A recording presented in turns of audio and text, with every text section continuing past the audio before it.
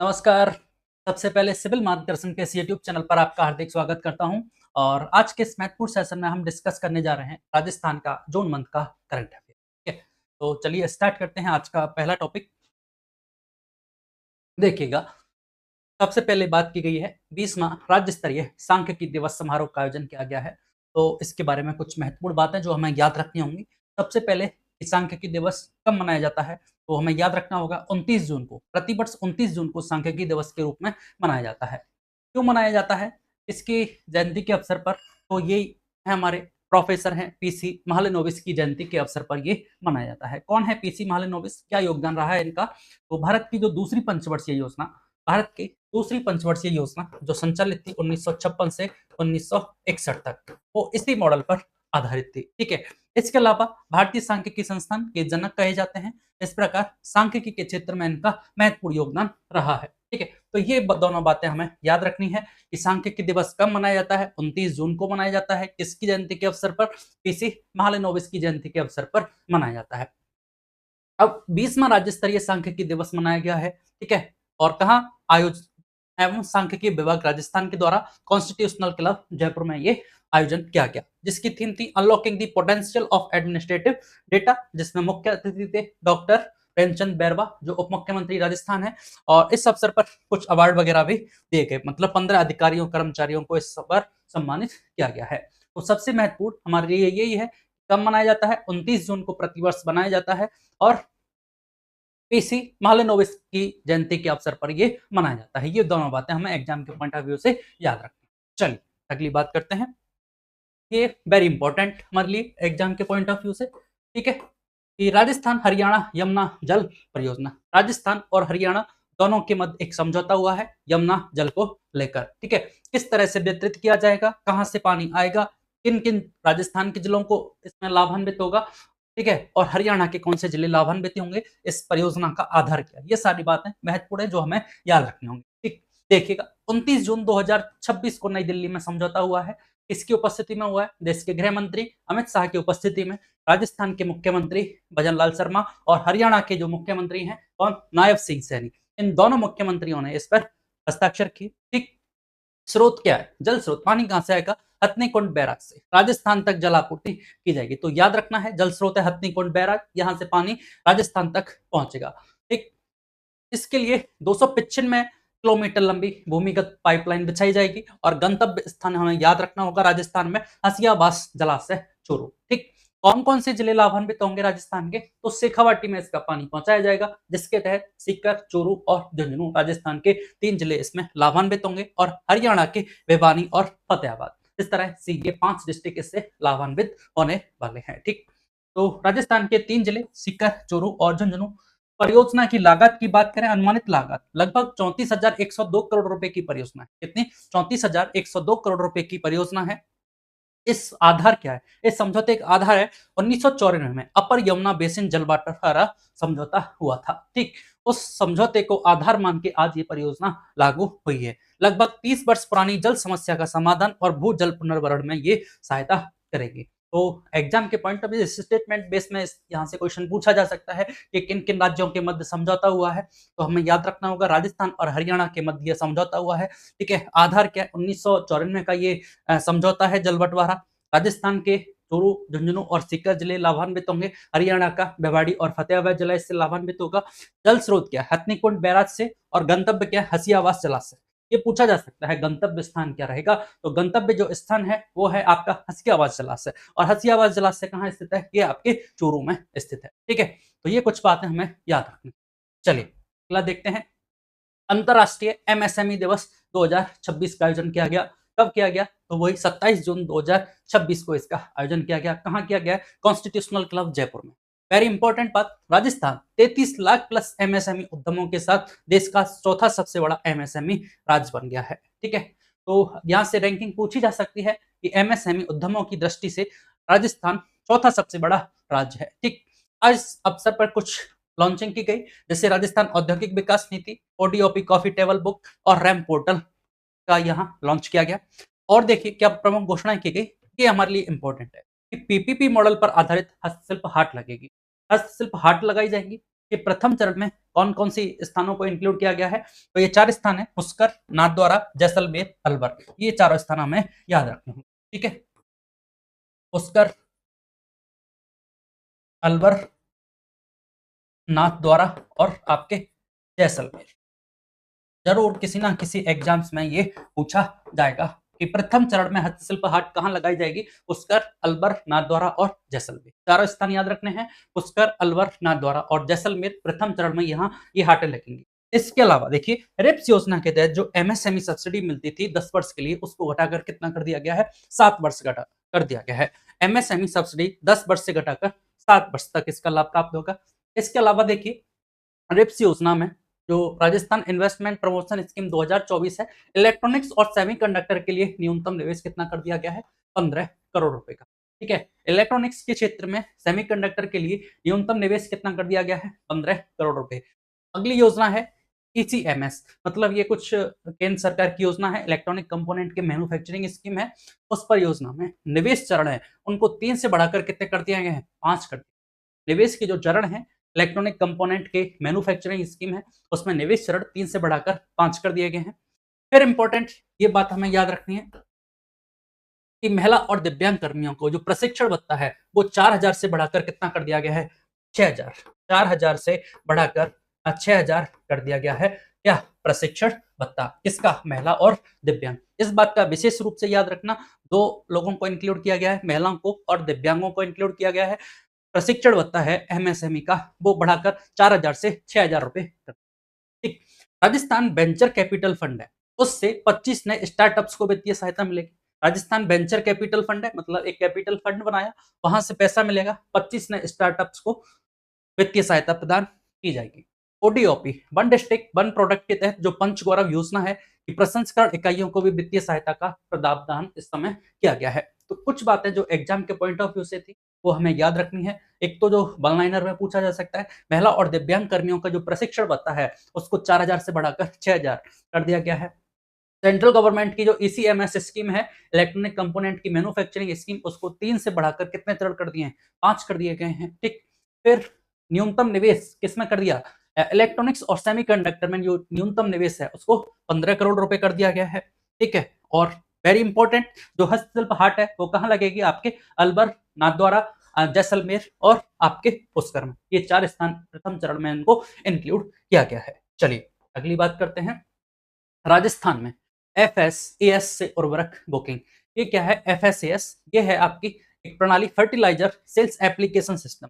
But मतलब fertilisers की बिक्री के लिए एक सिस्टम बना दिया, एक एप्लीकेशन बना दिया, वहां पर रजिस्टर्ड कीजिए और तब आपको फर्टिलाइज खाद वगैरह मिलेगी। ठीक है, तो इसका शुभारंभ कब हुआ है, 25 जून 2026 से ये शुभारंभ किया गया। डेट याद रखनी है 25 जून।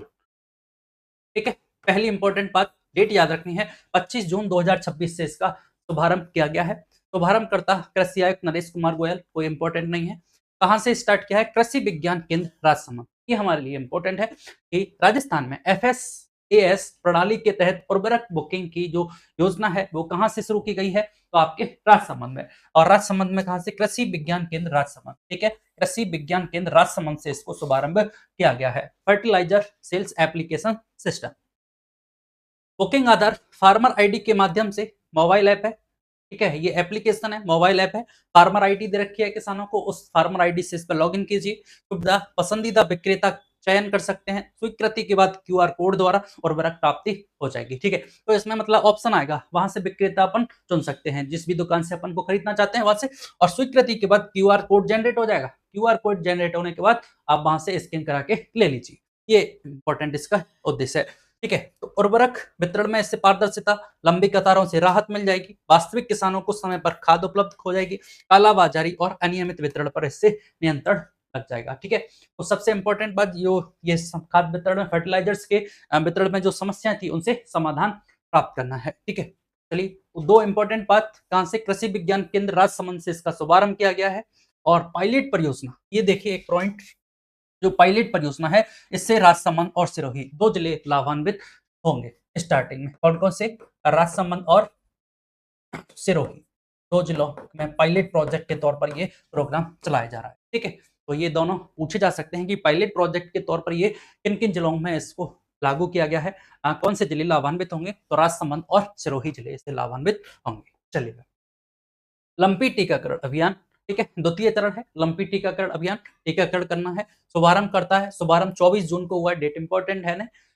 किसने? पशुपालन, डेयरी, गौपालन मंत्री हैं जोराराम कुमार ने इसका शुभारंभ किया।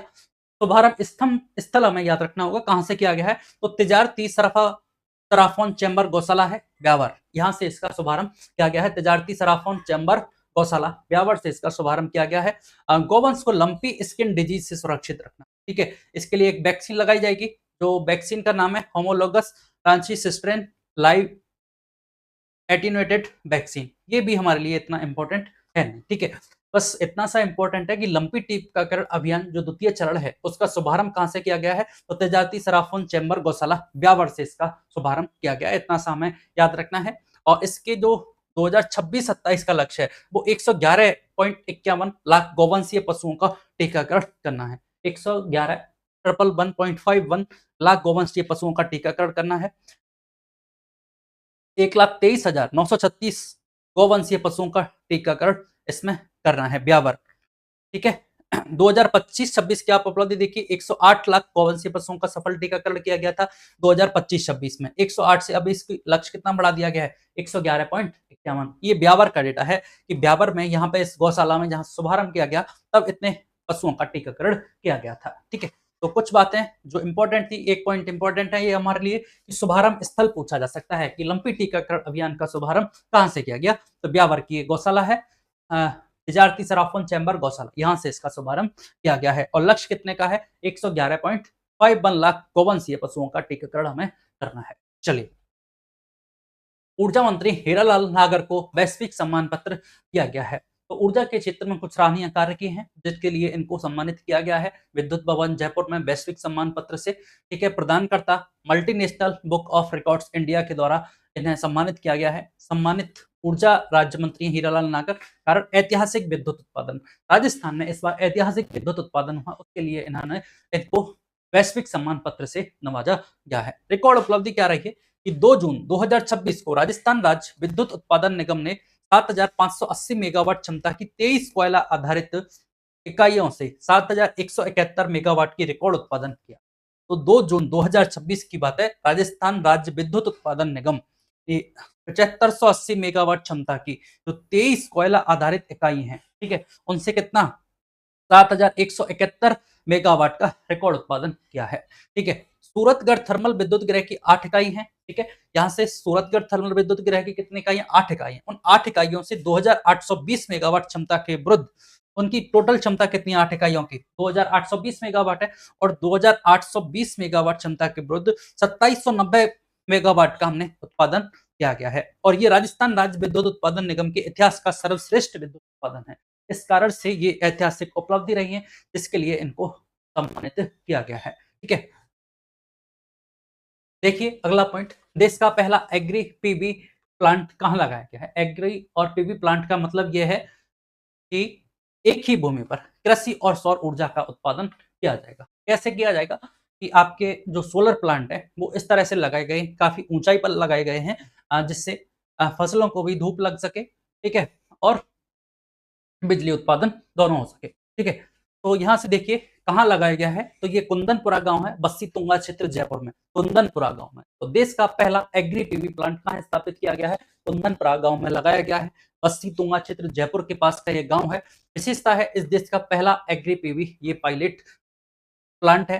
तो देश एक ही भूमि पर कृषि और सौर ऊर्जा का उत्पादन यहाँ से किया जाएगा। प्रगतिशील किसान किसने लगाया है? कजोडमल जाट, देश के पहले किसान जिन्होंने यह तकनीक अपनाई। संयंत्र की क्षमता है 0.5 मेगावाट का है, और स्थापना वर्ष 2023 में कंपोनेंट ए के तहत इसकी स्थापना की गई थी। और ये संस्था का नाम है कोटक महिंद्रा बैंक इसका वित्तीय सहयोग कर रही है। इस तकनीक का उपयोग किया गया है। तो सोलर पैनल है वो उसको 10 से 12 फीट ऊंचाई पर लगाए जाते हैं, जिससे नीचे खेती और ट्रैक्टर संचालन दोनों संभव हो सके। तो सबसे इंपॉर्टेंट बात यही है कि ये कहां पर स्थापित किया गया है, तो कुंदनपुरा गांव बस्ती तुंगा क्षेत्र जयपुर में इसको स्थापित किया गया है, ठीक है। चलिए, राजस्थान समान नागरिक संहिता यूसीसी की बात की गई है, इसके लिए एक समिति बनाई गई है। अब हमें ये याद रखना होगा कि समान नागरिक संहिता के लिए जो समिति बनाई गई है उसका चेयरमैन कौन है। ठीक, तो इसका गठन किया गया है जून 2026 को। राजस्थान समान नागरिक संहिता 2026 विधेयक का प्रारूप तैयार करना है इनको। एक 5 सदस्यीय उच्च स्तरीय समिति बनाई गई है जिसकी अध्यक्ष कौन है, न्यायपूर्ति रंजना प्रकाश देसाई। ये हमारे लिए इंपॉर्टेंट है। अध्यक्ष कौन है, न्यायमूर्ति रंजना प्रकाश देसाई, उच्चतम न्यायालय की ये सेवानिवृत्त न्यायाधीश है। इसके सदस्य हैं शत्रुघ्न सिंह, बसंत सिंह छावा, रामस्वरूप अग्रवाल, डॉक्टर सुचित चौहान, सदस्य सचिव, अतिरिक्त मुख्य सचिव गए। ठीक है, जो भी होंगे उस समय इनको इंक्लूड किया गया है। 4 नाम है, शत्रुघ्न सिंह, बसंत सिंह छावा, रामस्वरूप अग्रवाल और सुचित चौहान। क्वेश्चन जो हमसे पूछा जा सकता है वो यही है कि राजस्थान समान नागरिक जो संहिता समिति है वो किसकी अध्यक्षता में समिति का गठन किया गया है, तो न्यायमूर्ति रंजना प्रकाश देसाई की अध्यक्षता में समिति गठित की गई है। इसमें विशेष प्रावधान ये किया गया है कि भाई आदिवासी जो समुदाय है उसके रीति रिवाजों का हमें संरक्षण करना है। समान जो नागरिक संहिता है वो उसका संवैधानिक आधार क्या है, तो अनुच्छेद 44 राज्य के नीति निर्देशक तत्वों में इसका उल्लेख किया गया है। महत्वपूर्ण तथ्य यह है कि गोवा भारत का पहला राज्य है जहां समान नागरिक संहिता लागू है। ठीक है, पुर्तगीज सिविल कोड 1867 के तहत पहले से ही लागू है, तो गोवा भारत का पहला राज्य है जहां समान नागरिक संहिता लागू है। ठीक है, तो राजस्थान समान नागरिक संहिता समिति इसकी अध्यक्षता में समिति का गठन किया गया है, तो न्यायमूर्ति रंजना प्रकाश देसाई की अध्यक्षता में समिति का गठन किया गया। चलिए अगली बात करते हैं। स्वच्छ और हरित विद्यालय रेटिंग 2025-26 की बात की गई है।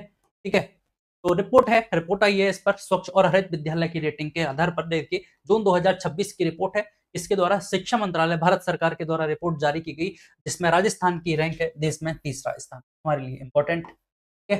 राजस्थान का 3रा स्थान, राजस्थान की रैंक कौन सी है, राजस्थान की 3rd रैंक है। इसमें आपके स्वच्छ और हरित विद्यालय रेटिंग में राजस्थान की 3rd रैंक है। ठीक, देखिए मेरिट प्रमाण पत्र राजस्थान के 11 विद्यालयों को इससे सम्मानित किया गया है और टॉप 10 विद्यालय राजकीय उच्च प्राथमिक विद्यालय खोरिया, गोगलिया, रामसर, बाड़मेर इसमें 10वीं रैंक है।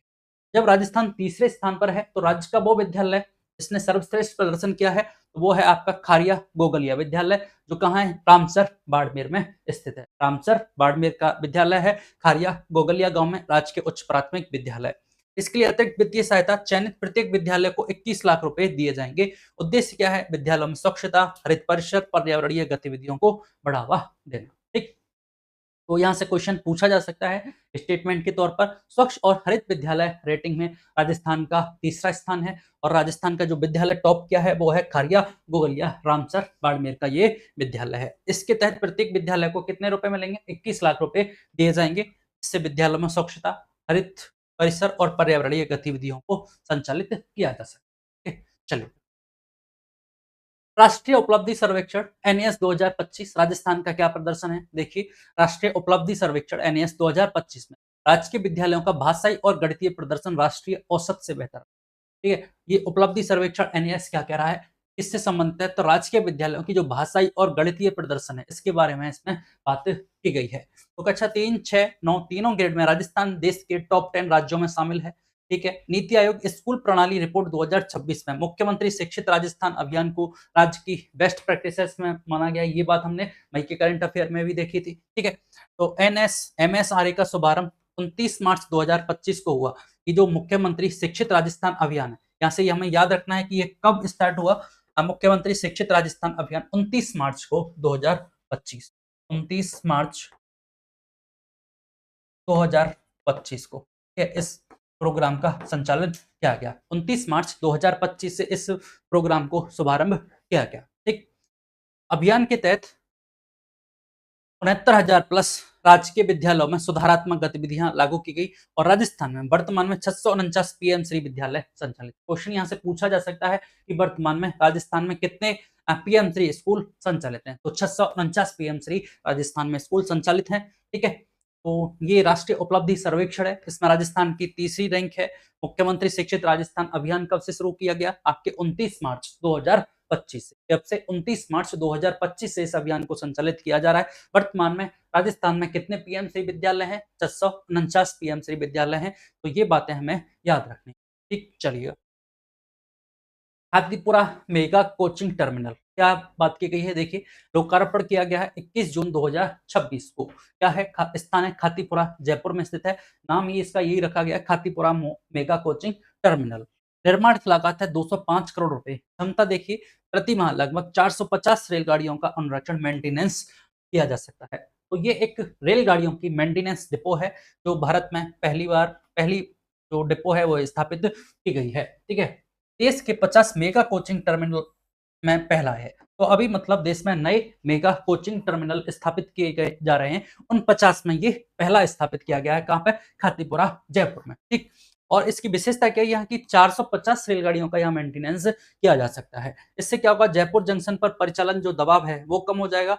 राजस्थान का रेलवे का जो बजट था, ठीक है, वो इस बार 10,228 करोड़ रुपए का बजट था। और प्रगति पर रेल परियोजना है अब 76,800 करोड़ प्लस। राजस्थान में संचालित वंदे भारत ट्रेन कितनी है?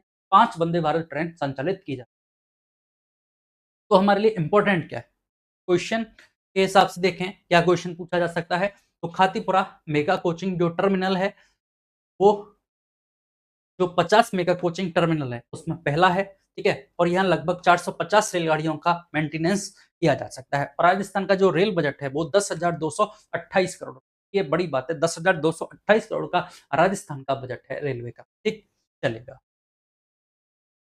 राजस्थान में पहली बार इलेक्ट्रिक बसों की शुरुआत की गई है।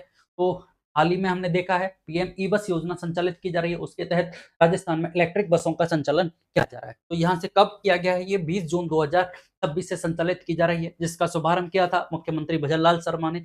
योजना कौन सी है? प्रधानमंत्री ई बस सेवा योजना। ठीक है, तो हमें यह रखना होगा कि जो प्रधानमंत्री ई बस सेवा योजना है वो कब से संचालित की जा रही है। ठीक, स्थान ठीक है, अमर जवान ज्योति जयपुर से शुभारंभ किया। जयपुर में जेसीटीएसएल की 29 इलेक्ट्रिक बसें, भीलवाड़ा में 18 नई बसें शुरू दी गई। चयनित से इंपॉर्टेंट हमारे लिए एग्जाम के पॉइंट ऑफ व्यू से कि किन 8 शहरों का इसमें चयन किया गया है। तो आप देखिए जयपुर, जोधपुर, उदयपुर, कोटा, बीकानेर और अजमेर, ये तो रहे आपके 6 संभाग, 1 2 3 4 5 6। ठीक है, भरतपुर संभाग को छोड़कर 6 संभाग, जयपुर, जोधपुर, उदयपुर, कोटा, बीकानेर और अजमेर। इसके अलावा राजस्थान के 2 जिले भीलवाड़ा और अलवर। इस तरह से 8 जिलों में इन इलेक्ट्रिक बसों का संचालन किया जाएगा। प्रथम चरण में कहाँ-कहाँ है? आपके भीलवाड़ा और जयपुर। प्रथम चरण में देख लीजिए भीलवाड़ा और जयपुर है। बाकी इन 8 शहरों में ये संचालित की जाएंगी। कुल लक्ष्य है कितने का? 1150 ई बसों का। ठीक है, प्रथम चरण में 675 बसों को स्वीकृति दे दी है और 675 नई बसें दिवाली 2026 तक सड़कों पर बतानी है। केंद्र सरकार की सहायता, डिपो निर्माण, इलेक्ट्रिक इंफ्रास्ट्रक्चर और संचालन करना। ठीक है, योजना प्रारंभ हुई है अगस्त 2023। कौन सी योजना? ये प्रधानमंत्री ई बस योजना है, वो आपके अगस्त 2023 से योजना संचालित की जा रही थी और इस योजना का लाभ राजस्थान को अब मिला है। ठीक है, तो ये हमें याद रखनी है दोनों बातें कि राजस्थान में कब से संचालित हुई है? जून 2026 से। बाकी ये अगस्त 2023 में पीएम ई बस योजना संचालित की जा रही है। ठीक, राजस्थान के किन किन शहरों को सम्मिलित किया गया है? कितने शहरों को सम्मिलित किया गया? 8 शहरों को सम्मिलित किया गया है। 8 शहर कौन कौन से हैं? जिसमें राजस्थान के तो है तो संभाग। ठीक है, भरतपुर को छोड़ के 6 संभाग हैं और उसके अलावा आपके भीलवाड़ा और अलवर, इन 2 जिलों को इसमें सम्मिलित किया गया है। चलिए ये बात देखते हैं। आरपीएससी में 2 नए सदस्यों की नियुक्ति की गई है। ठीक है, तो आरपीएससी में कुल कितने सदस्य होते हैं? 1 अध्यक्ष और 10 सदस्य का प्रावधान है वर्तमान में। हाल ही में 2 नए सदस्य नियुक्त किए गए हैं। नाम याद रखना है, डॉक्टर प्रोफेसर हैं कौन? संतोष आनंद। दूसरा नाम है डॉक्टर दीपक कुमार शर्मा। कार्यकाल हमें पता है 6 वर्ष या 62 वर्ष की आयु जो भी पहले हो। और इन्होंने कब पदभार ग्रहण किया है? 22 जून को किया है। कार्यवाहक अध्यक्ष कौन है? लेफ्टिनेंट कर्नल सेवानिवृत्त केसरी सिंह राठौड़। और इससे पहले हमारे यूआर साहू जो सेवानिवृत्त हो चुके हैं। ठीक है, संवैधानिक आधार अनुच्छेद 316 राजस्थान लोक सेवा आयोग के अध्यक्ष और सदस्यों की नियुक्ति किसके द्वारा? राज्यपाल के द्वारा की जाती है। तो ये बातें हमें याद रखनी है कि हाल ही में आरपीएससी में 2 नए सदस्य नियुक्त किए गए हैं। के नाम कौन क्या है? तो एक है आपके प्रोफेसर डॉक्टर संतोष आनंद और डॉक्टर दीपक कुमार शर्मा। ठीक, चलिए अगला पॉइंट है रिको सीडॉस लघु भारतीय उद्योग तीनों के मध्य एक त्रिपक्षीय समझौता हुआ है। तीनों संस्थाएं क्या क्या काम करती हैं देखिएगा। समझौता हुआ 16 जून 2026। उद्देश्य क्या है? राजस्थान का जो स्टोन पत्थर उद्योग है उसका आधुनिकीकरण करना है, नई तकनीक को बढ़ावा देना है, रोजगार सृजन करना है। और इसको लेके हुआ है ये इंडिया स्टोन मार्ट 2028। अगर यहाँ से क्वेश्चन पूछा जाता है कि इंडिया स्टोन मार्ट है, इसका आयोजन किन किन संस्थाओं के द्वारा किया जाता है, तो यहाँ रिको, सीडॉस और लघु भारतीय उद्योग, ठीक है। तो इन तीनों संस्थाओं के बीच पत्थर उद्योग के आधुनिकीकरण के लिए एक समझौता हुआ है, ठीक है। अब ये 2028 में आयोजित किया जाएगा, 17 से 20 फरवरी 2028 को, और लगभग 45,000 वर्ग फीट में इसकी प्रदर्शनी लगाई जाएगी पत्थरों की, जिसमें 450 प्रदर्शक होंगे, जिसमें 59 विदेशी भी होंगे, ठीक है। 58 देशों के प्रतिनिधि शामिल होंगे, 8 सहभागी देश होंगे, 3 अंतर्राष्ट्रीय पवेलियन तथा भारत के 15 राज्य इसमें शामिल होने वाले, ठीक। तो बड़ा प्रोग्राम है पत्थर उद्योग को लेके, ठीक है। और किन किन के बीच ये समझौता हुआ है, तो हमें याद रखनी है रिको, सीडोस और लघु भारती उद्योग, लघु भारती लघु उद्योग भारती, तीनों संस्थाओं के मध्य ये एमओयू साइन हुआ है। चलिए, राजस्थान में पहली एमएलएफएफ टोलिंग प्रणाली है, ठीक है। ये टोलिंग प्रणाली क्या है? Multi lane free flow, MLFF tolling प्रणाली मल्टी लेन है, फ्री फ्लो। फ्री फ्लो मतलब आपको टोल पर रुकना नहीं पड़ेगा। ये क्या टेक्निक है, इसके बारे में देखते हैं। तो राजस्थान में कब से प्रारंभ हो गया? 19 जून 2026। कौन से टोल प्लाजा से? ये हमारे लिए इंपॉर्टेंट है, यहाँ से क्वेश्चन पूछा जा सकता है कि दौलतपुरा टोल प्लाजा है, NH 48 दिल्ली जयपुर खंड पर दौलतपुरा टोल प्लाजा पर से ये प्रारंभ किया गया है। शुरू करने वाली संस्था भारतीय राष्ट्रीय राजमार्ग प्राधिकरण NHAI के द्वारा ये प्रारंभ किया गया है, और राजस्थान की पहली multi lane free flow tolling प्रणाली है। तकनीक ANPR, automatic number plate recognition, कैमरे और फास्टैग आधारित टोल संग्रह है। फास्टैग लगा रहेगा गाड़ी पे, इससे ऑटोमेटिक नंबर प्लेट डिटेक्शन हो जाएगी, ठीक है। ये परियोजना है। बिना रोके टोल भुगतान हो जाएगा, इससे समय की बचत होगी, ईंधन की बचत होगी, वाहन से उत्सर्जन में कमी आएगी। नियम क्या है? फास्टैग में बैलेंस या वैधता न होने पर ई नोटिस जाएगा। अगर आपके फास्टैग में अभी बैलेंस नहीं है तो आपके पास ई नोटिस जाएगा, और 72 घंटे में भुगतान न करने पर दोगुना टोल शुल्क वसूला जाएगा। आगामी विस्तार शाहजहांपुर और मनोहरपुर टोल प्लाजा पर भी किया जाएगा। शाहजहांपुर पर और मनोहरपुर पर। स्टार्ट कहां से किया है? दौलतपुरा से, ठीक। पूर्व स्थापित केंद्र तो चौरायासी गुजरात और मुंडका बक्करवाला दिल्ली में ये पहले से स्थापित किया जा चुका है। तो ये हमारे लिए इंपॉर्टेंट क्या है? हमारे लिए इंपॉर्टेंट ये है कि राजस्थान में कहां से प्रारंभ किया गया है? दौलतपुरा टोल प्लाजा से, ठीक। MLFF ये जो प्रणाली है टोल की प्रारंभ की गई। चलिए, अगला है सुंदर सिंह भंडारी व डॉक्टर श्यामा प्रसाद मुखर्जी सम्मान समारोह। आयोजन तिथि 23 जून 2026 है, कोई बात नहीं। प्रताप ऑडिटोरियम अलवर से किया गया। आयोजक श्री सुंदर सिंह भंडारी चैरिटेबल ट्रस्ट उदयपुर से इसके द्वारा इसका आयोजन किया गया है। सुंदर सिंह भंडारी और डॉक्टर श्यामा प्रसाद मुखर्जी की पुण्यतिथि पर मुख्य अतिथि कौन रहे? गुलाब चंद कटारिया राज्यपाल पंजाब के हैं, और वासुदेव देवनानी अध्यक्ष राजस्थान विधानसभा। सम्मान देश सेवा और सामाजिक क्षेत्र में उत्कृष्ट कार्य हेतु 19 वरिष्ठ जनों को सम्मानित किया गया है। इंपोर्टेंट क्या है? डॉक्टर श्यामा प्रसाद मुखर्जी ने 1951 में भारतीय जनसंघ की स्थापना की।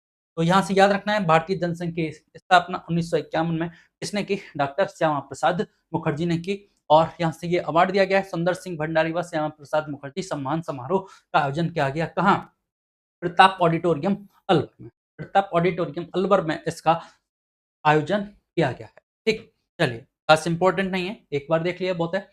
अगला इंपॉर्टेंट 12वां अंतरराष्ट्रीय योग दिवस राज्य स्तरीय समारोह कहाँ आयोजन किया गया? ये हमारे लिए इंपॉर्टेंट है। तो 12वां अंतरराष्ट्रीय योग दिवस मनाया गया था 21 जून 2026 को, ठीक है। तो 2014 में 11 दिसंबर 2014 में संयुक्त राष्ट्र महासभा ने 21 जून को अंतरराष्ट्रीय योग दिवस घोषित किया गया था। कब किया अंतरराष्ट्रीय योग दिवस घोषित? इसको 2014 में किया था। तो हमें याद रखना है, जो राज्य स्तरीय समारोह है वो अंतरराष्ट्रीय योग दिवस का, वो कहाँ किया गया? नक्की झील माउंट आबू सिरोही में इसका राज्य स्तरीय समारोह का आयोजन किया गया था 12वां। इसमें मुख्यमंत्री अध्यक्ष थे, ठीक है। थीम क्या थी? थीम याद रखनी है, स्वस्थ वृद्धावस्था के लिए योग, स्वस्थ वृद्धावस्था के लिए योग करना, ठीक। ये इसकी थीम थी।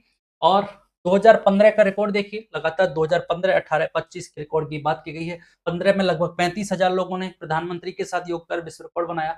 2018 में कोटा में 1.5 लाख लोगों ने एक साथ रिकॉर्ड बनाया। और हाल ही में 2025 की उपलब्धि ये है कि योग संगम पोर्टल, कौन सा पोर्टल है? योग संगम पोर्टल, जिस पर 85 लाख प्लस पंजीकरण के साथ राजस्थान देश में प्रथम स्थान पर रहा है। कितना? 85 लाख प्लस लोगों ने इस पर रजिस्टर्ड किया योग संगम पोर्टल पर, ठीक है। और इस प्रकार राजस्थान देश भर में प्रथम स्थान पर रहा है। तो हमें याद रखना है कुछ पॉइंट जो एग्जाम में पूछे जा सकते हैं कि राज्य स्तरीय समारोह कहाँ आयोजन किया गया? नक्की झील माउंट आबू सिरोही में, ठीक। और दूसरा थीम स्वस्थ वृद्धावस्था के लिए योग है। राजस्थान देश वर्ष में 85 लाख प्लस पंजीकरण के साथ प्रथम स्थान पर रहा है और 2014 में संयुक्त राष्ट्र महासभा ने इसको क्या अंतर्राष्ट्रीय योग दिवस घोषित किया है। चलिए अगला देखते हैं। Hanuman Singh Rathore, RBSC Rajasthan board of secondary education के नए अध्यक्ष कौन बनाए गए हैं? हनुमान सिंह राठौड़। ठीक है, राजस्थान माध्यमिक शिक्षा बोर्ड के नए अध्यक्ष हैं पृष्ठभूमि, ये सेवानिवृत्त प्रधानाचार्य रहे हैं अजमेर से। नियुक्ति का आधार राजस्थान माध्यमिक शिक्षा अधिनियम 1957 की धारा 16(1). ठीक है, ये इंपॉर्टेंट है।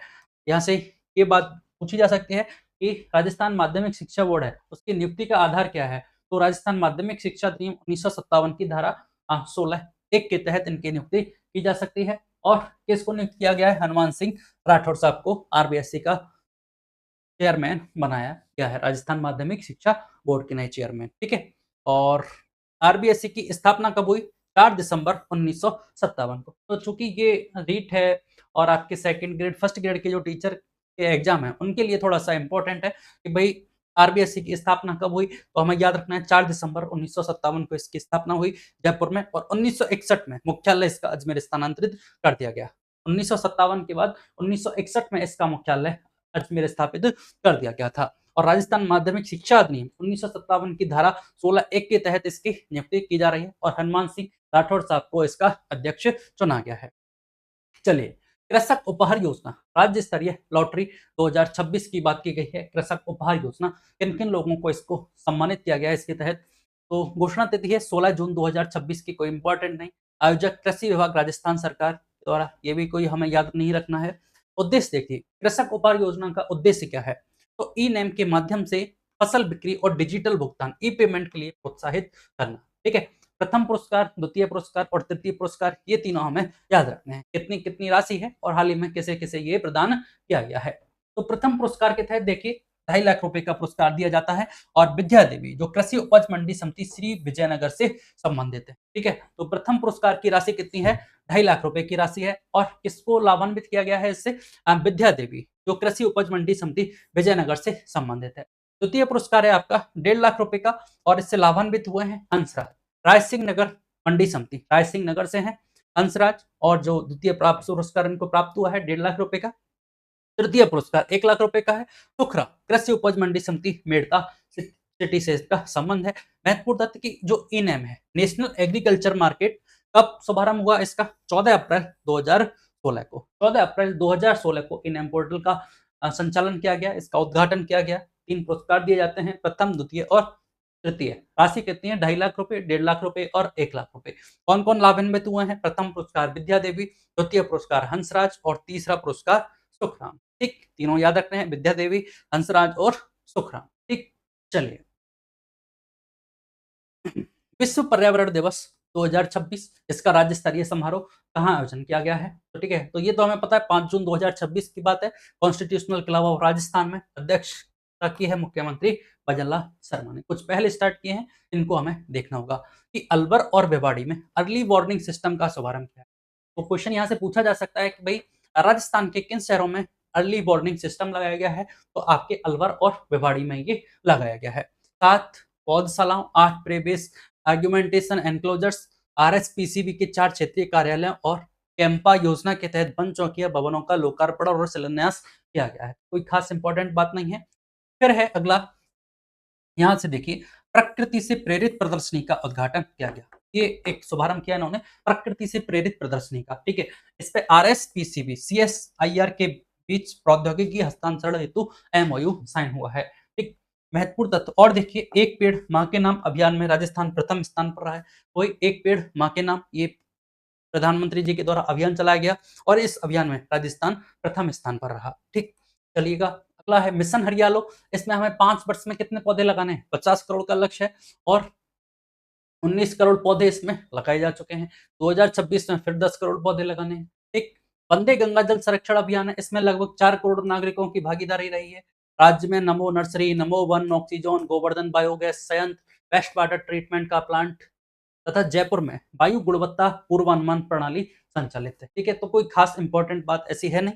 और कोई एग्जाम के पॉइंट ऑफ व्यू से देखी जाए तो कोई खास बात है नहीं। विश्व पर्यावरण दिवस 2026 की बात है, 5 जून 2026 को इसका आयोजन किया गया है। प्रकृति से प्रेरित प्रदर्शनी का उद्घाटन किया गया है, ये बात हमें याद रखनी है, ठीक है। और एक पेड़ माँ के नाम अभियान जो संचालित है, उसमें राजस्थान प्रथम स्थान पर रहा है। इसके अलावा और बात करें तो मिशन हरियालो में 5 वर्ष में 50 करोड़ पौधे लगाने हैं, मतलब हर वर्ष 10 करोड़ पौधे, और वर्ष 2026 का भी लक्ष्य वही है, 10 करोड़ पौधे लगाने हैं। कोई खास बात नहीं है, एक बार हमने देख लिया, चलेगा। एमएनआईटी जयपुर में क्वांटम और एआई लैब की स्थापना की जाएगी। तो यहाँ से बस वन लाइनर क्वेश्चन पूछा जा सकता है कि हाल ही में राजस्थान के किस स्थान पर या किस संस्थान में क्वांटम और एआई लैब है वो स्थापित की जाएगी। तो हमें याद रखना है एमएनआईटी जयपुर में ये लैब स्थापित की जाएगी। घोषणा 11 जून किसने घोषणा की है इसकी? केंद्रीय मंत्री अश्विनी वैष्णव साहब ने इसकी घोषणा की है। मालवीय राष्ट्रीय प्रौद्योगिकी संस्थान एमएनआईटी जयपुर में इसकी स्थापना, advance quantum computing quantum communications lab की स्थापना की जाएगी, ठीक है। एआई टेक्नोलॉजी को प्रेरित करना है, ठीक है, ये सिंपल सी बात है, बस इतना याद रखना है। कहाँ स्थापित की जाएगी? तो एमएनआईटी जयपुर में इसकी स्थापना की जाएगी। चलिए, रामगढ़ जैसलमेर में 20 किलोवाट का एफएम ट्रांसमीटर लगाया जाएगा, ठीक है। तो फिर वही बात, ये स्थान याद रखना है कि ये 20 किलोवाट एफएम ट्रांसमीटर है, राजस्थान में हाल ही में कहाँ स्थापित किया जाएगा? तो रामगढ़ जैसलमेर में स्थापित किया जाएगा। इसका उद्घाटन भी किसने किया? केंद्रीय मंत्री अश्विनी वैष्णव ने किया है। स्थान याद रखना है, वेरी इंपॉर्टेंट है एग्जाम के पॉइंट ऑफ व्यू से। कहा? रामगढ़ जैसलमेर में। 20 किलोवाट का आकाशवाणी एफएम ट्रांसमीटर है। उद्घाटन कर का माध्यम आकाशवाणी जयपुर से वर्चुअल उद्घाटन किया जाएगा। इससे क्या होगा? लगभग 80 किलोमीटर के दायरा और 20,000 वर्ग किमी क्षेत्र में आपकी एफएम ट्रांसमीटर एफएम की कवरेज हो गई। बेसिस राजस्थान एफएम ट्रांसमीटरों की संख्या कितनी हो गई है? 39 हो गई है। सीमावर्ती क्षेत्रों में आकाशवाणी दूरदर्शन की पहुंच और संचार अवसंरचना को दृढ़ करना है, ठीक है। तो हमें स्थान का नाम हमारे लिए इंपॉर्टेंट है कि हाल ही में राजस्थान के किस स्थान पर 20 किलोवाट के एफएम ट्रांसमीटर का शुभारंभ किया गया है? तो रामगढ़ जैसलमेर में स्थापित किया गया है। चलिएगा, ये हमारे लिए फिर से वेरी इंपॉर्टेंट है एग्जाम के पॉइंट ऑफ व्यू से कि प्रथम विश्व योगासन चैंपियनशिप, प्रथम है, पहली बार इसका आयोजन किया गया विश्व योगासन चैंपियनशिप। कहाँ इसका आयोजन किया गया? तो एका एरिना अहमदाबाद, ठीक है। ये स्थान याद रखना है, एका एरिना अहमदाबाद में इस परियोजना का, इस चैंपियनशिप का आयोजन किया गया एका एरिना अहमदाबाद में। 79 देशों के 522 एथलीटों ने इसमें भाग लिया। शुभंकर दा वीरदा रॉय, वीरदा रॉय इसका शुभंकर था। एका एरिना अहमदाबाद में ये चैंपियनशिप आयोजित की गई।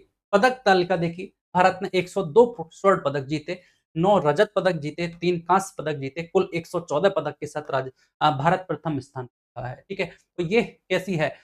प्रथम विश्व योगासन चैंपियनशिप, भारत ने कुल 114 पदक जीते, जिसमें 102 स्वर्ण पदक, 9 रजत पदक और 3 कांस्य पदक। याद रखना है, 3 कांस्य पदक है, 9 रजत पदक है और 102 स्वर्ण पदक है, टोटल 114। प्रथम स्थान पर रहा है, द्वितीय स्थान पर जापान और तृतीय स्थान पर अर्जेंटीना, ठीक है। भारत प्रथम स्थान पर, द्वितीय स्थान पर जापान और तृतीय स्थान पर अर्जेंटीना रहा। राजस्थान की उपलब्धि देखिए, स्वर्ण पदक विजेता है, अब 102 में भारत में पहली बार हो रही है, तो कोई खास बात नहीं है। देवांशी शर्मा, गायत्री देवी, अर्जुन परिहार, देखिए ऋतिक बिश्नोई, इसने 2 स्वर्ण पदक, आर्यन स्वामी 2 स्वर्ण पदक जीते और अर्जुन परमार, इन्होंने 2-2 स्वर्ण पदक जीते हैं।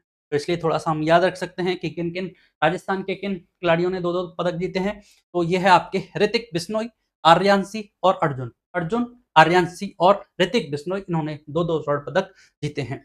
रजत पदक सुमन यादव, प्रीति जैमनी, राजस्थान पुलिस की कांस्टेबल हैं, देवांशी शर्मा ने senior V hand balance individual वर्ग में स्वर्ण पदक जीता है।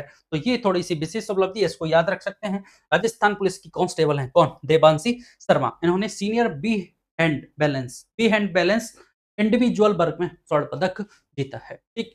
तो सबसे इंपॉर्टेंट यही है कि भारत ने 114 पदक के साथ प्रथम स्थान पर, द्वितीय स्थान पर जापान और तृतीय स्थान पर अर्जेंटीना रहा।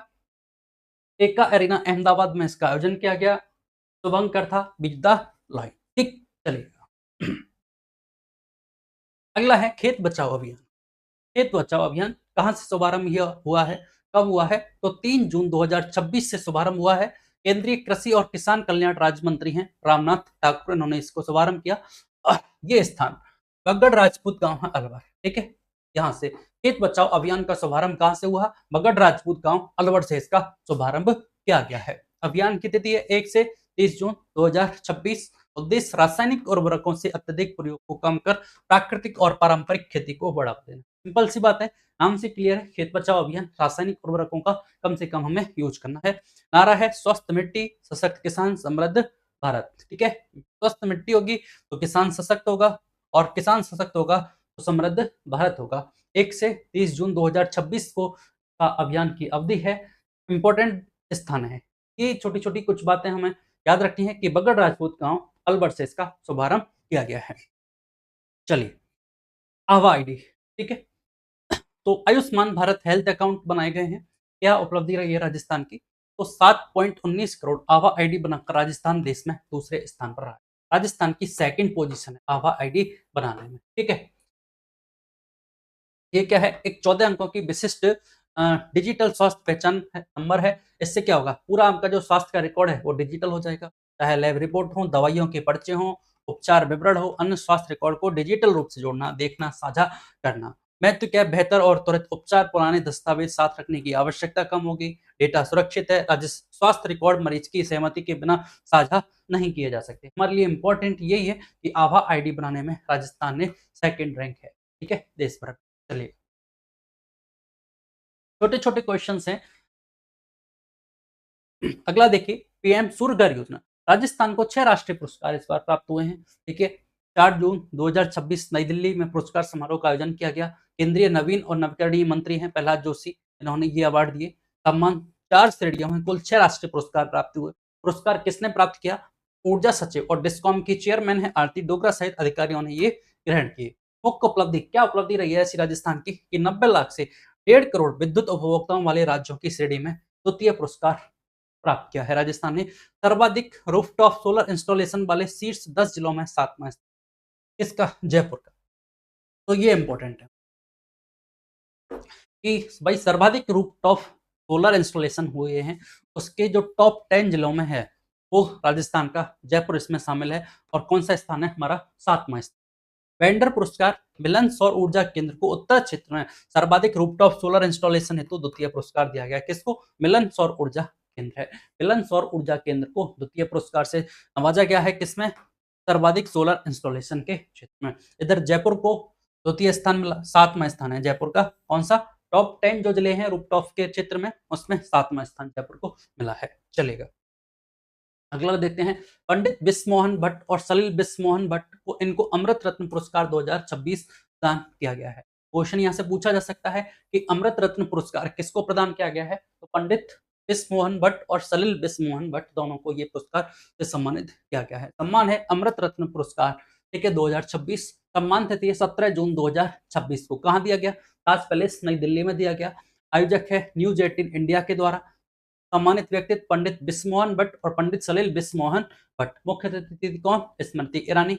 विशेष उपलब्धि क्या है? किस कारण इन दोनों को सम्मानित किया गया? तो पंडित बिस्मोहन भट्ट पद्म भूषण और ग्रैमी पुरस्कार से इनको सम्मानित प्रसिद्ध संगीतकार हैं। ठीक है, तो डायरेक्ट वन लाइन में याद रखना है कि अमृत रत्न सम्मान से किसे नवाजा गया है? तो पंडित बिस्मोहन भट्ट और सलील बिस्मोहन भट्ट को। ठीक, चलिए, एथलीट फोरम 2026 में सुरभि मिश्रा ने हिस्सा लिया है। तो एथलीट फोरम 2026 है, इसमें सुरभि मिश्रा ने भाग लिया है। तो हमें ये पता होना चाहिए कि ये सुरभि मिश्रा कौन है। ठीक है, 19 जून 2026 को नई दिल्ली के मेजर ध्यानचंद स्टेडियम में आयोजित एथलीट फोरम 2026। तो पहली बात, एथलीट फोरम 2026 कहाँ आयोजन किया गया? नई दिल्ली में इसका आयोजन किया गया। ठीक है, और सुरभि मिश्रा ने इसमें पार्टिसिपेट किया है। ये सुरभि मिश्रा हैं। ठीक है, तो पार्टिसिपेट किया है तो हमारे लिए क्यों इंपॉर्टेंट है कि ये राजस्थान की पूर्व अंतरराष्ट्रीय स्क्वैश खिलाड़ी हैं, इसलिए अपन पढ़ रहे हैं इसको कि भाई एथलीट फोरम जो नई दिल्ली में आयोजित हुआ है उसमें राजस्थान की पूर्व अंतरराष्ट्रीय स्क्वैश खिलाड़ी हैं सुरभि मिश्रा, इन्होंने हिस्सा लिया, इसलिए हमें थोड़ा सा हमने देखा। आयोजित इस फोरम का आयोजन भारतीय ओलंपिक संघ के एथलीट आयोग की ओर से किया गया था।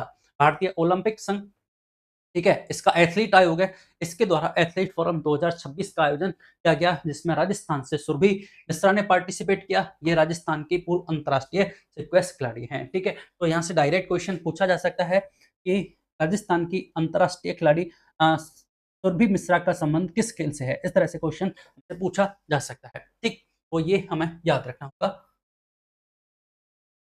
अगला देखिए, राजेंद्र भास्कर, राजस्थान राजेंद्र भास्कर बने आयरन मैन फ्रांस फिनिशर। ठीक, तो राजेंद्र भास्कर बने आयरन मैन फ्रांस फिनिशर। प्रतियोगिता 14 जून 2026 को फ्रांस के टूर्स मेट्रोपोल लॉयर वैली में आयोजित आयरन मैन फ्रांस में, ठीक है, ये प्रतियोगिता का नाम है आयरन मैन फ्रांस। ठीक है, इसमें फिनिशर रहे राजेंद्र भास्कर। अब राजेंद्र भास्कर का संबंध कहां से है? ये जयपुर के ट्रायथलीट राजेंद्र भास्कर ने चुनौती सफलतापूर्वक पूरी की है। आयरन मैन फ्रांस में जयपुर के ट्रायथलीट राजेंद्र भास्कर ने ये चुनौती सफलतापूर्वक पूरी की। इन्होंने 226 किमी की आयरन मैन ट्रायथलॉन को 10 घंटे 6 मिनट 31 सेकंड में पूरा कर आयरन मैन फिनिशर का दर्जा प्राप्त किया है। ठीक, रेस प्रारूप प्रतियोगिता में 3.8 किमी तैराकी थी, 180 किमी साइकिलिंग थी और 42 किमी मैराथन दौड़ शामिल थी। इस तरह से 226 किलोमीटर इन्होंने कंप्लीट किया। राजस्थान से संबंध क्या है?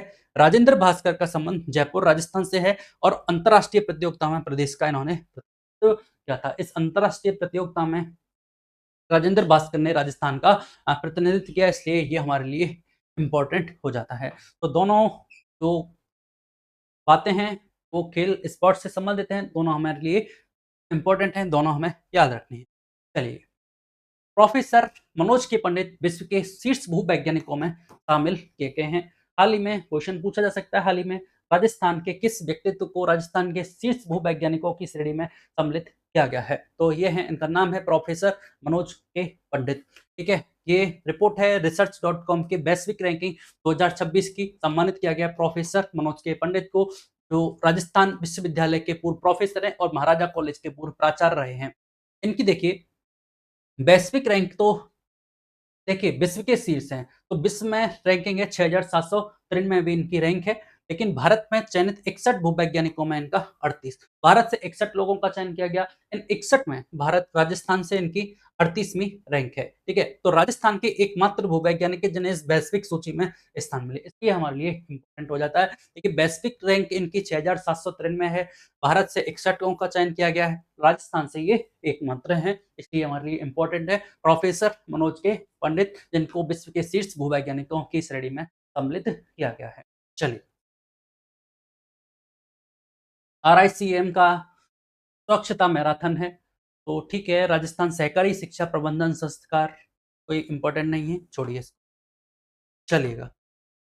बीकानेर सुपर 50 कार्यक्रम, तो बीकानेर सुपर 50 कार्यक्रम क्या है ये? देखिए, अर्जुन राम मेघवाल ने घोषणा की है, महाराजा गंगा सिंह विश्वविद्यालय बीकानेर से संबंधित है। संचालन भावना मेघवाल मेमोरियल ट्रस्ट। 50 प्रतिभावान और जरूरतमंद विद्यार्थियों को इससे लाभान्वित किया जाएगा। 3 लाख रुपए प्रति विद्यार्थी। किसमें क्या उद्देश्य क्या है? नीट, यूपीएससी आदि प्रतियोगी परीक्षाओं की निःशुल्क कोचिंग और मार्गदर्शन में 3 लाख रुपए प्रति विद्यार्थी को इसमें वित्तीय सहायता प्रदान की जाएगी और 50 प्रतिभावान और जरूरतमंद विद्यार्थियों को इससे लाभान्वित किया जाएगा। तो ये भी हमारे एग्जाम के पॉइंट ऑफ व्यू से कोई खास बात है नहीं। चलिए अगला देखते हैं। ONDC डिजी दुकान ऐप का शुभारंभ किया गया है। ये देखिए इंपॉर्टेंट है कि open network for digital commerce, open network for digital commerce के लिए का शुभारंभ 2021 में वाणिज्य एवं उद्योग विभाग के द्वारा किया गया था। ठीक है, तो ये हमारे लिए इंपॉर्टेंट हो जाती है। ONDC का शुभारंभ कब किया गया? ये 2021 में किया गया है।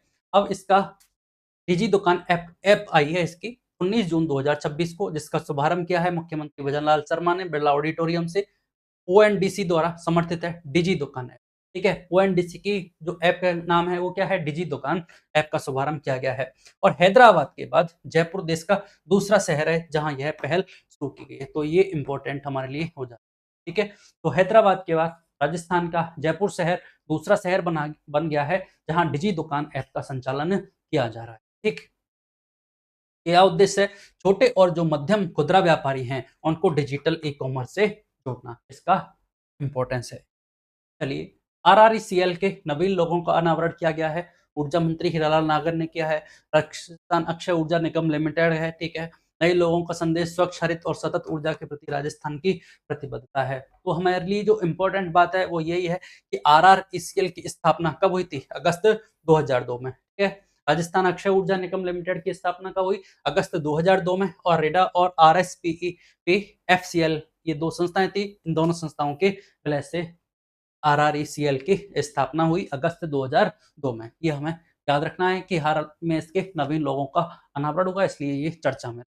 चलिए, ई-श्रम पोर्टल फिर इम्पोर्टेंट है। देखिए कुल पंजीकृत श्रमिक कितने हैं? सर्वाधिक पंजीकरण कृषि क्षेत्र में है, महिला श्रमिक, पुरुष श्रमिक। तो इम्पोर्टेंट क्या है इसमें हमारे लिए? इम्पोर्टेंट एक तथ्य है कि ई श्रम पोर्टल का शुभारंभ कब हुआ? 26 अगस्त 2021 को। 26 अगस्त 2021 को ई श्रम पोर्टल का शुभारंभ किया गया है श्रम और रोजगार मंत्रालय के द्वारा। ठीक है, तो ये इसमें राजस्थान की स्थिति बताई गई है। कुल पंजीकृत श्रमिक कितने हैं, सर्वाधिक पंजीकृत महिला श्रमिक कितने हैं, पुरुष श्रमिक कितने हैं, तो ये आंकड़े।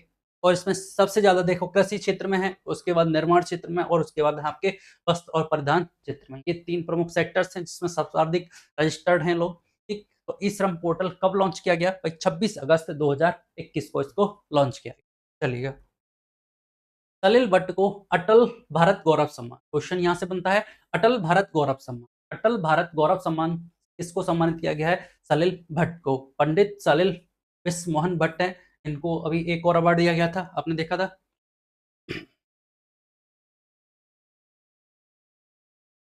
विश्व के शीर्ष भूवैज्ञानिक ने यहाँ से, और पहले इसको अमृत रत्न सम्मान, ठीक है, अमृत रत्न पुरस्कार दिया गया था किसको? सलिल विश्व मोहन भट्ट को। और यहाँ से इनको एक और अवार्ड दिया गया है, कौन सा? अटल भारत गौरव सम्मान। अटल भारत गौरव सम्मान से नवाजा गया है सलिल भट्ट को। और होटल हॉलिडे इन नई दिल्ली में अवार्ड ट्रस्ट ऑफ इंडिया के द्वारा इसका आयोजन किया गया। अटल भारत गौरव सम्मान सलिल भट्ट। चलिए, प्रथम राज्य स्तरीय सीनियर पैरा कबड्डी चैंपियन, ठीक है, इसको देखिए, प्रथम राज्य स्तरीय है सीनियर पैरा कबड्डी चैंपियनशिप है। कहाँ? LP international sports academy Bharatpur में इसका आयोजन किया गया। आयोजक para amateur kabaddi association of Rajasthan. प्रतियोगिता में 10 टीमों ने भाग लिया। पुरुष वर्ग में अजमेर विजेता रहा, भरतपुर उप विजेता, जयपुर तृतीय स्थान पर। महिला वर्ग में जयपुर विजेता रहा है। ठीक है, तो महिला वर्ग में तो जयपुर विजेता रहा है, और पुरुष वर्ग में आपके अजमेर विजेता रहा है। तो राष्ट्रीय पैरा कबड्डी प्रतियोगिता का आयोजन जुलाई 2026 के प्रथम सप्ताह में जयपुर में प्रस्तावित है। ये तो राज्य स्तरीय है। ठीक है, तो राज्य स्तरीय तो कहाँ आयोजन की गई है? आपके भरतपुर में। और राष्ट्रीय पैरा कबड्डी आयोजन कब किया जाएगा? जुलाई 2026 के प्रथम सप्ताह में जयपुर में इसका आयोजन किया जाएगा। ठीक है, चलिए, ग्रुप कैप्टन अनिमेश पाटनी को वीर चक्र, ठीक है, तो हाल ही में किसको वीर चक्र से सम्मानित किया गया है? अनिमेश पाटनी। अनिमेश पाटनी इसको सम्मानित किया गया है वीर चक्र से 8 जून। ठीक है, राष्ट्रपति द्रौपदी मुर्मू द्वारा प्रदान किया गया। इनका संबंध कहां से है? कुंजड़ गांव बारा, कुंजड़ गांव बारा से ये इनका संबंधित है अनिमेश पाटनी। ठीक है, ग्रुप कैप्टन अनिमेश पाटनी को वीर चक्र से नवाजा गया है। मूल निवास कुंजड़ गांव बारा। क्या योगदान? ऑपरेशन सिंदूर के दौरान surface to air missile squadron का नेतृत्व और दुश्मन के हवाई हमलों को इसमें विफल किया इन्होंने। ऑपरेशन सिंदूर में इनका योगदान रहा है अनिमेश पाटनी जी का। इन्होंने वीर चक्र से इनको सम्मानित किया गया है। कुजट गांव बारा से इनका संबंध है। चलिए, मिस डेजर्ट राजस्थान 2026, तो राज आंगन रिसोर्ट विजेता कौन है? पूनम कुमावत। तो मिस डेजर्ट राजस्थान 2026 कौन है? विजेता पूनम कुमावत हैं। कल याद रखेंगे, मिस डेजर्ट राजस्थान 2026 पूनम कुमावत। राष्ट्रीय पैरा तैराकी चैंपियन, राष्ट्रीय पैरा तैराकी चैंपियनशिप की बात की गई है। ठीक है, कहाँ आयोजन की गई? जी स्विम अकादमी व्हाइट फील्ड बेंगलुरु में इसका आयोजन किया गया। राष्ट्रीय पैरा तैराकी चैंपियनशिप का आयोजन कहाँ किया गया है? बेंगलुरु में। प्रतियोगिता 26वीं जूनियर और सब जूनियर राष्ट्रीय पैरा तैराकी ये चैंपियनशिप दोनों है, जूनियर और सब जूनियर है। ठीक है, राजस्थान के खिलाड़ी हैं सिद्धांत कुमार, जयपुर से संबंधित हैं, जिनकी उपलब्धि है 3 पदक इन्होंने जीते हैं। रजत पदक 100 मीटर बैक स्ट्रोक, कांस्य 200 मीटर इंडिविजुअल मेडल और कांस्य 100 मीटर बटरफ्लाई में। तो सिद्धांत कुमार किससे खेल से संबंधित हैं? आपके पैरा तैराकी से संबंधित हैं। सिद्धांत कुमार 3 पदक जीत के लाए किसमें? राष्ट्रीय पैरा तैराकी चैंपियनशिप, जो कहाँ आयोजित की गई है? बेंगलोर में इसका आयोजन किया गया है। चलिए, तो यहाँ लगभग हमने कवर किए हैं, आपके 40 पॉइंट्स को हमने कवर किया है करंट अफेयर के पॉइंट ऑफ व्यू से। और 40 में से आप लगभग मान लें तो 1-2 को हमने कट किया, बाकी 35 मोस्ट इंपॉर्टेंट पॉइंट थे जिनको हमने कवर किया है। और अगली क्लास में फिर अपन कुछ अपडेट्स के साथ फिर मिलेंगे। ठीक है, अभी के लिए धन्यवाद।